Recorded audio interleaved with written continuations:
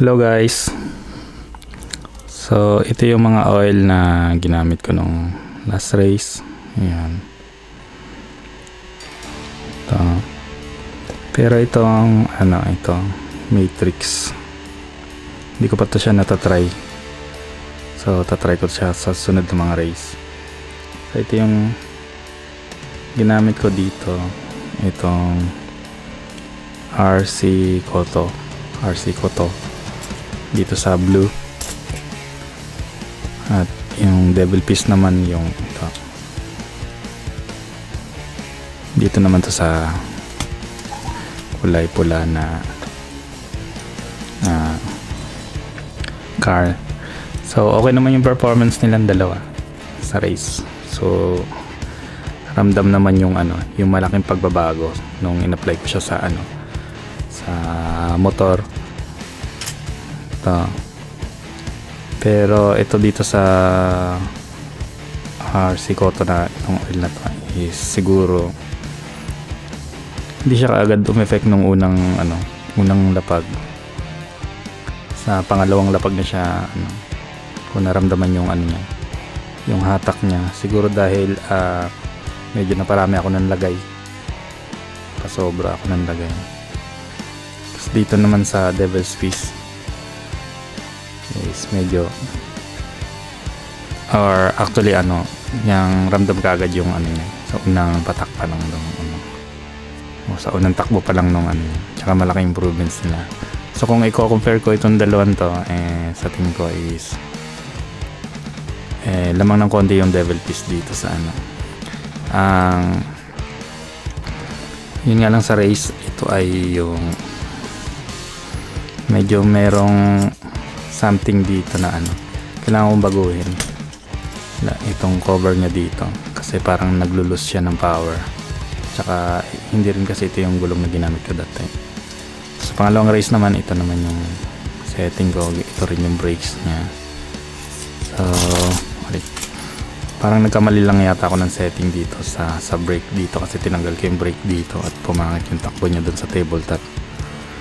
Overall yung speed niya at saka yung andar ng motor okay naman, at lumalamang pa rin naman siya sa unang sa unang bitaw. And then pangatlong ikot niya is, or pangatlong lap ng race is parang nawala na kaagad yung effect nito dito. So siguro next time try kong apply ng medyo marami. And then dito naman try ko pa rin yung kasi parang hindi ko masyadong naramdaman yung performance niya sa race dito, kaya itatry ko pa rin to sa mga susunod na race. Ko lang dito sa motor na to is pag ginamit mo siya dito sa motor is nangangamoy siya kaagad na sunog. So ito lang yung medyo ko. Pero dito naman is hindi naman ganun siya hindi, actually almost wala siyang amoy. So ito naman yung ginagamit ko dito sa Japan. Kung i-compare mo ito sa lahat ng ito dito, mas malabnaw to siya compare sa mga dito.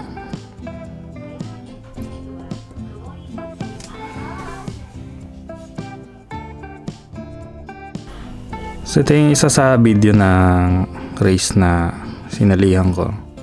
So panoorin muna natin yung video.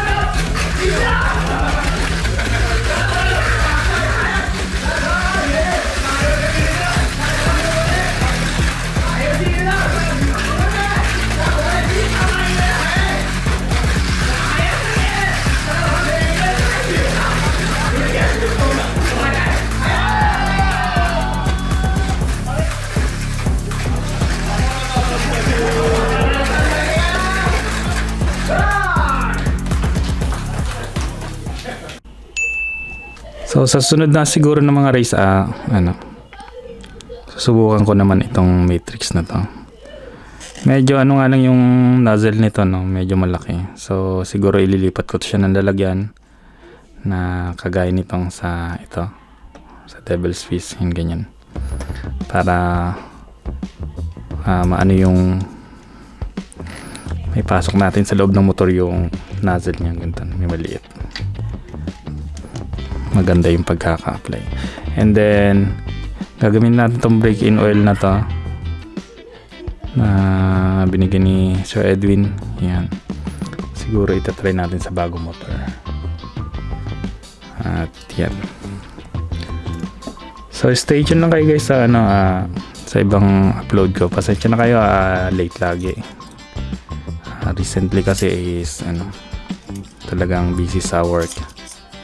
So ito pa rin yung ko ngayon so far. Ito yung auto na ginagamit ko. Yan. Ito yung car, itong build. Ito yung bago kong build.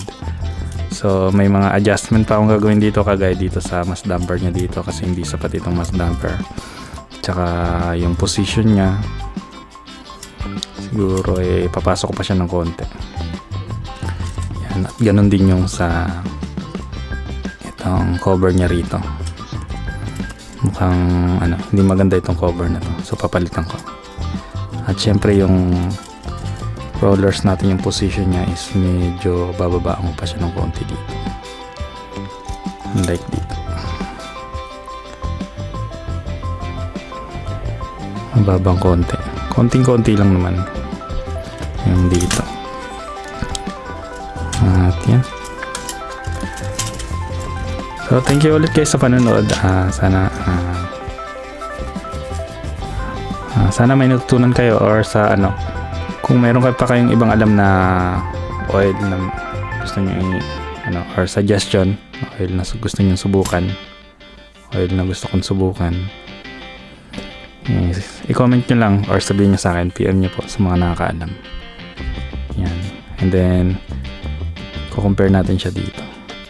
Tapos kung hindi nyo pa alam, sa mga hindi nakakaalam, itong RC cleaner spray ng Tamiya, pwede nyo rin itong gamitin as motor spray dito.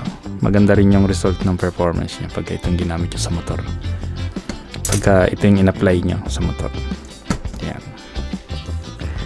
So compare natin sila ulit sa susunod na na race na sasalihan ko. Ito, magbe-braking ako ng motor gamit nitong oil na to, tapos itong motor oil naman ito ang gagamitin natin.